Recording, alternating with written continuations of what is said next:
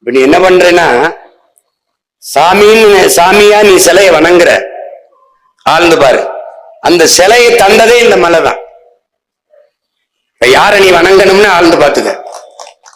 நீ கோயில்களை வச்சு வணங்குறியே சாமி, பாரு பாரு, அந்த சாமி சிலையை தந்தது அந்த மலைதான். கோயில் நீ கோட்டை கட்டி ஆண்டவன் நினைக்கிற, கோட்டையே அவதான், கோட்டையே அவளாலதான், கோட்டையே அவதான்.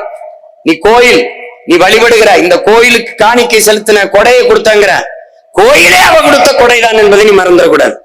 அப்படின்னா நீ யாரை வணங்கணும்னு பாத்துக்க. பாரு கோட்டை, உன் பாட்டன் செஞ்சி கோட்டையை பாரு, அவ கொடுத்ததுதான். நீ வணங்கணும்னா அப்ப யாரை வணங்கணும்ங்கிறது நீ புரிஞ்சுக்கணும்.